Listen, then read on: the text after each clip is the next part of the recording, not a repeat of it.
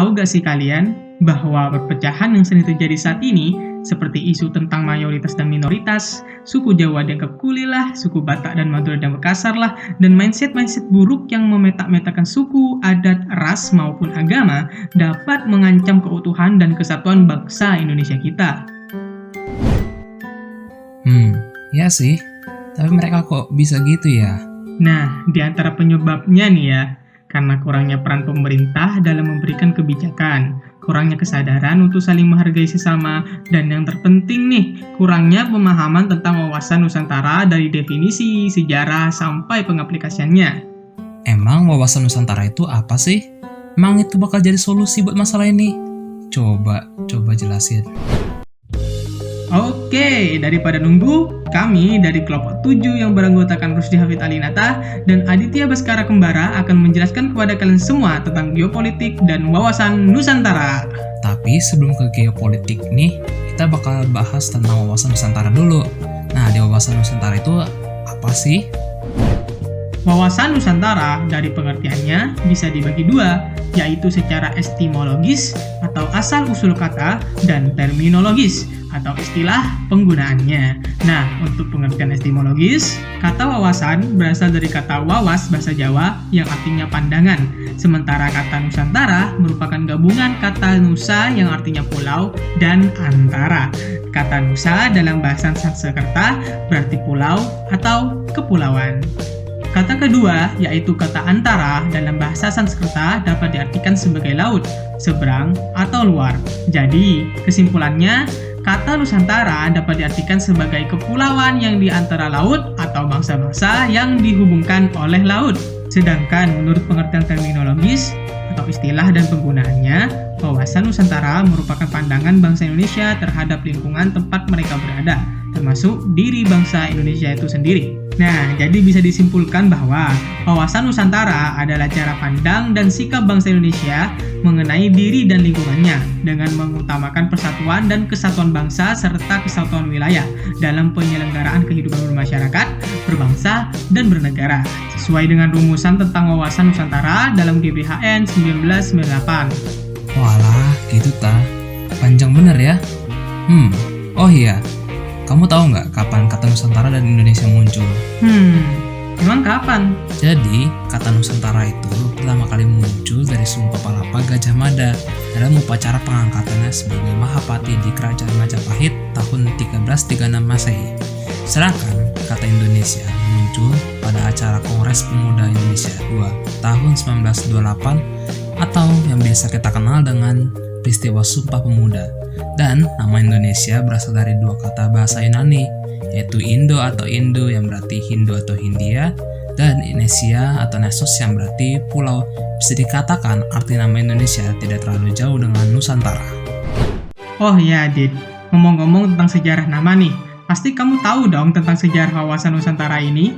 Oh iya dong, jadi pemahaman tentang wawasan Nusantara bermula dari Perdana Menteri Insinyur Haji Juanda Kartawijaya pada tanggal 13 Desember 1957 yang mengeluarkan Deklarasi Juanda. Isi pokoknya tentang lebar laut teritorial Indonesia 12 mil yang dihitung dari garis yang menghubungkan pulau terluar Indonesia. Dengan garis teritorial yang baru ini, wilayah Indonesia menjadi satu kesatuan wilayah. Padahal sebelumnya nih, wilayah Indonesia didasarkan pada Territorial Zeeland Maritime Kringan Ordonnance 1939 atau TZMKO 1939 atau dikenal dengan nama Ordonansi 1939, sebuah peraturan turunan dari pemerintah Hindia Belanda yang isinya adalah penentuan lebar laut 3 mil laut dengan cara menarik garis pangkal berdasarkan garis air yang pasang surut atau kontur pulau darat. Jadi yang awalnya negara-negara luar bisa melewati perairan laut Indonesia dengan bebas, namun dengan adanya Deklarasi Juanda, Indonesia disatukan. Alhasil negara Indonesia yang awalnya dipisahkan oleh laut menjadi negara kepulauan Indonesia yang disatukan oleh laut, sehingga kini laut bukan pemisah, namun penghubung atau jembatan. Namun, gak berhenti di sini doang nih. Pemerintah Indonesia pun mengajukan pengakuan kerana internasional pada konferensi PBB tanggal 30 April 1982. Indonesia menerima dokumen yang bernama The United Nations Convention on the Law of the Sea atau UNCLOS, yang isinya dunia mengakui asas negara kepulauan atau archipelago state dan Indonesia termasuk di dalamnya. UNCLOS 1982 termasuk kemudian diratifikasi melalui Undang-Undang Nomor 17 Tahun 1985. Berdasar Konvensi Hukum Laut tersebut, wilayah laut yang dimiliki Indonesia menjadi sangat luas, yakni mencapai 5,9 juta kilometer yang terdiri atas 3,2 juta kilometer perairan teritorial dan 2,7 juta kilometer perairan zona eksklusif atau ZEE. Keren gak tuh? Wah, ternyata penentuan wilayah kita aja penuh dengan perjuangan ya, agar salah satu sila Pancasila yaitu Persatuan Indonesia bisa terwujud. Mantap deh. Oh ya, lu tahu nggak selain historik, wawasan Nusantara juga memiliki latar belakang sosiologinya loh. Wah, serius? Jadi ada latar belakang lainnya? Emang gimana tuh? Jadi gini nih, pada awalnya dikarenakan masyarakat Indonesia yang beraneka ragam dan berbeda-beda, sangat sering terjadi sengketa ataupun perang antar suku dan daerah. Bahkan dengan mudahnya, masyarakat dapat diadu domba oleh penjajah. Nah, karena itu, dengan adanya wawasan Nusantara ini, maka wawasan yang pada awalnya berpandangan akan kesatuan atau keutuhan wilayah diperluas lagi sebagai pandangan akan persatuan bangsa. Sehingga masyarakat Indonesia akan merasa bahwa mereka adalah saudara satu tanah air. Sebenarnya, semangat kebangsaan Indonesia ini telah dirintis melalui peristiwa kebangkitan nasional 20 Mei 1908, ditegaskan dalam Sumpah Pemuda 28 Oktober 1928, dan berhasil diwujudkan dengan Proklamasi Kemerdekaan Bangsa pada tanggal 17 Agustus 1945.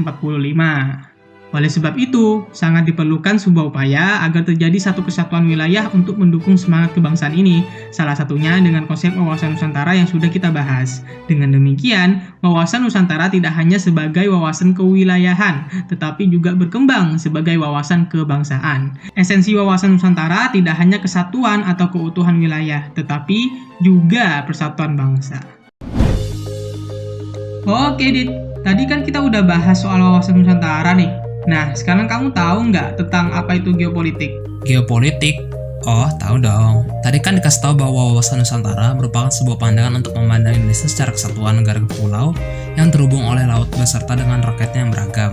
Lalu geopolitik itu adalah cabang penerapan dari wawasan Nusantara. Hah? Cabang penerapan wawasan Nusantara? Maksudnya apa dah? Gini, secara definisi, geopolitik adalah ilmu yang mempelajari hubungan antara faktor-faktor geografi, strategi, dan politik suatu negara. Menurutku secara singkatnya, geopolitik adalah pengaplikasian wawasan Nusantara ke bidang politik. Jadi, segala jenis bentuk penyelenggaraan kenegaraan akan dikaitkan dengan masalah-masalah geografi wilayah negara tersebut. Yap, kamu benar. Geopolitik adalah ilmu yang mempelajari hubungan antara faktor-faktor geografi, strategi, dan politik suatu negara. Kata geopolitik sendiri berasal dari bahasa Yunani, dari kata geo yang berarti bumi dan politea atau politik yang berarti urusan negara. Wah, ribet banget ya akar kalimatnya. Ya, namanya juga pengertian etimologi. Pasti akar kalimatnya akan berasal dari bahasa zaman dulu. Terus kamu tahu nggak kenapa wawasan Nusantara perlu diterapkan dalam kegiatan berpolitik? Tahu dong.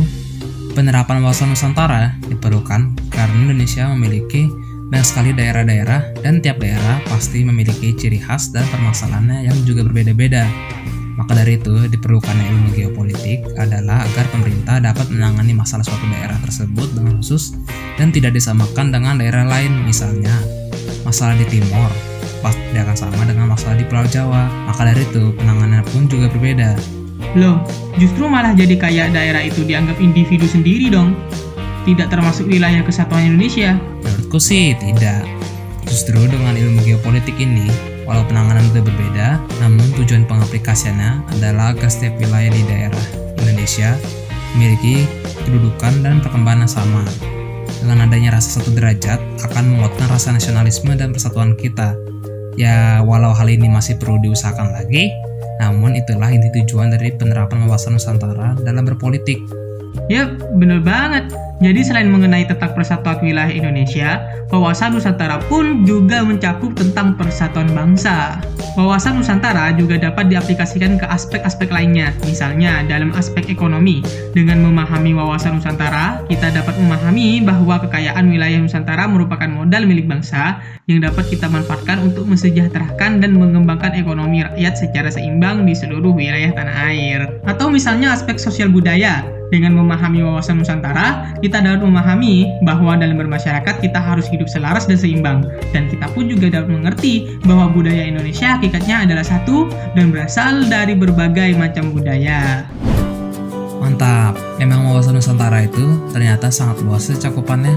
Yoi, bener banget. Sebenarnya nih, wawasan Nusantara telah diketahui oleh seluruh masyarakat Indonesia. Namun, pengimplementasiannya saja yang masih kurang dari kata benar, sehingga masih sering terjadi isu-isu perbedaan ras, suku, dan bahkan agama. Oleh dari itu, ayo kita pelajari dan mengimplementasikan wawasan Nusantara ini dengan langkah pertama, yaitu dengan menghargai perbedaan yang ada, baik secara verbal maupun visual, sehingga akan tercipta masyarakat yang sejahtera, tentram, dan damai, sesuai dengan cita-cita para pendiri bangsa. Baiklah, sekian dari kelompok 7. Jika ada salah kata ataupun kesalahan di dalam materi ini, kami mohon maaf sebesar-besarnya. Thanks for watching and see ya.